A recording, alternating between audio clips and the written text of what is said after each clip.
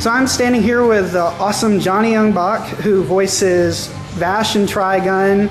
He's in Naruto, Bleach, and he also has a band called I Shine, which you haven't heard of it. You really should, because it's really awesome. Can you tell me a little bit about your band? We're a four-piece. We play what we call edge rock. That's kind of somewhere between alternative, modern rock, and occasionally punk-ish, and we do acoustic stuff as well. It sounds kind of like Simple Plan meets Linkin Park to me. Would you describe? We've heard that. Yeah. We hear which I don't hear it in the music, but I think, you know, I mean, I'm playing it, so I don't really know. And then I hear Dashboard Confessional, Jimmy Eat World, 30 Seconds to Mars. So we Take Back Sunday. So we hear like those often. So we're like, okay, but those are all like great bands. So we're like, okay, it's fine. Well, it's really, really good music, and I read on the back that you actually do most of the writing. I do, yeah. And the lyrics are really, really good, and they're also really clean, and it's not screaming or really hard rock, so I think a lot of people can listen to it versus a lot of other music.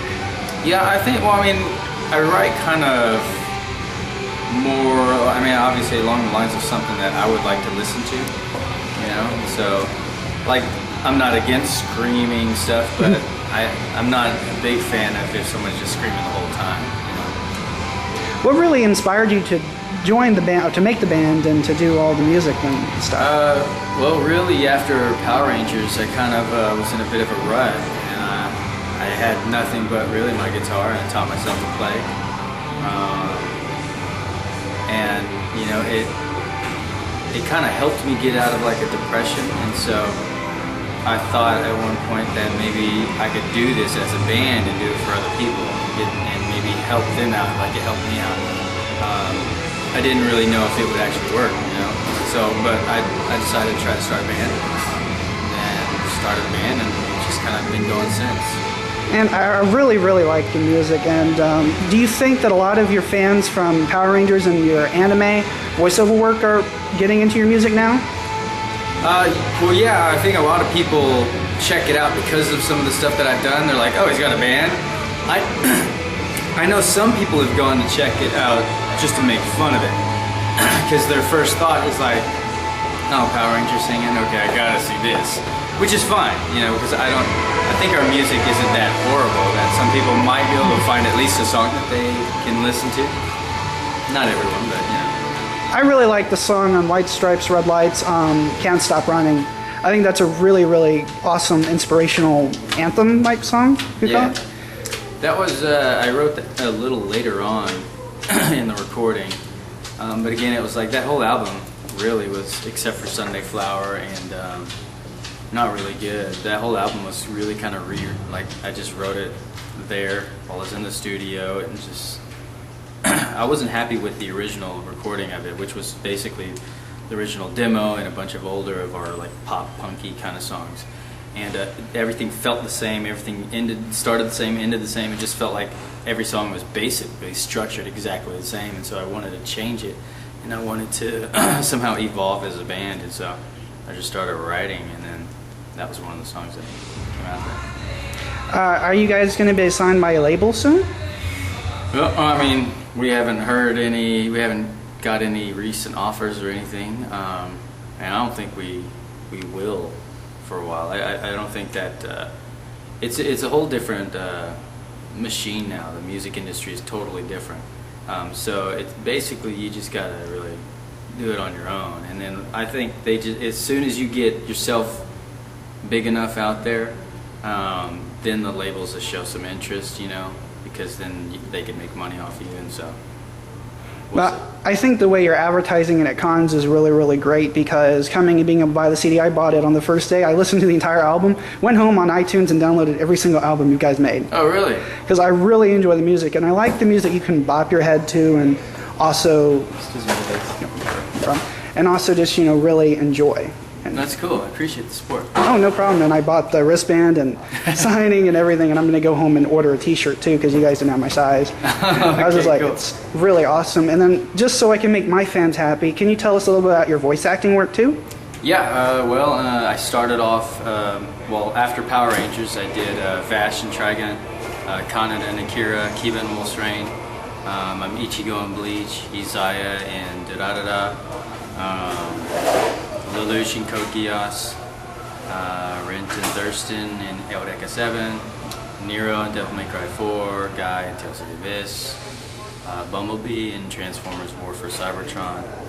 So I've done quite a bit here and there, you know, in games and anime. Do you ever play the games that you're in? I've tried, you know, I'm not very good at games, you know. I'm only good at like Angry Birds right now, that's about it. So you haven't checked out your new Bleach game? No, well, I did play it. When I went in to record, they let me play it a bit, and I thought, I actually really, dude, this is awesome. I really liked it, yeah. I really thought it was a good game, and some people weren't giving it good reviews because it was short. But I think it's made really for the fans of the series. Yeah. And I think for the fans, it's a great game because you get to play your characters that you love. Yeah. And the graphics are really awesome and they really look like the show. Yeah, it totally does. That was one of the things where I was pretty impressed by it. I thought it was cool. And what did you think of working on Trigon Badlands Rumble? That was, I mean, it was kind of weird. It was like, I had heard the rumor that they were going to be doing a movie, you know, and I was like, oh, well, we'll see, you know. And then whenever I got it and I was obviously going in to do it, I had to like watch the series because I was like, it was so long ago. I mean, I go to some conventions and I scream Love and Peace, but I needed to refresh my memory, so I went through and watched it. And I was like, oh wow, okay, my voice was a little different then too, you know. And so I just had to like go back and listen to it and go, all right, and I did it that way, you know. It was fun though. I think it's a great movie. I really want to see it.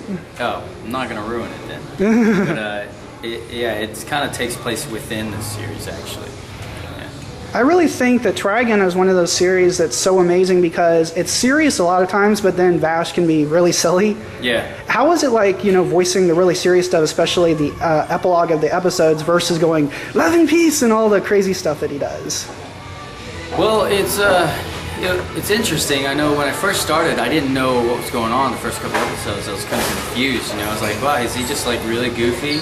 It was a fun show, but then I realized at one point when he saw a bunch of people that were dead and he hid it from the insurance girls, you know, as far as like not showing and letting them in on it. So I realized that he does all this goofy and way over the top stuff. It's almost a distraction for himself as well as other people, you know. It's like he maybe doesn't want to be reminded so much of the past, or he just wants to basically wants everybody to get along, you know, and so he's just that guy. And that's what I really liked about the series because I was sort of taken aback that he doesn't kill or hurt anyone. It was like, oh, I really want to see him shoot people, but then the message that it brings is really cool because there's not a lot of action heroes that don't actually hurt anyone and actually want to spread love and peace like he does. Yeah. So it was a really, really interesting show. And of course, you're known for Power Rangers, so I have to ask you, what was it like doing Power Rangers? I heard there were lots of behind the scenes rumbling when it came to paychecks and stuff. And no, I mean, I was paid. It was a show, you know, and yeah, Saban and those guys made, you know, billions of dollars off of us, and couldn't throw down even $1 million, you know. But it was just a weird thing, you know. It was like I had a good time though there. I was having fun. I didn't really see or even think about all that until towards the end when I started to realize how bad we were getting screwed, you know. Mm-hmm. But it is what it is, you know. You just go on and move on, learn from that. I was curious, did you guys ever get royalties for the show? No. Oh wow, that's really a shame because if it wasn't for you guys, there would be no Power Rangers. Yeah, well, it's not what Saban thinks, you know. I honestly stopped watching after Turbo. When you guys left and I saw, wait, Jason's not here? Right. Yeah. Adam's, what the? Well, a lot of people tuned out around then, you know. But whatever. You know, what can you do? Well, thank you so much for doing an interview. Yeah, no problem. It's cool. Thank you very much. And can you scream love and peace for us? Yes, I can. This world is made of love and peace. Thank you so much. You're welcome.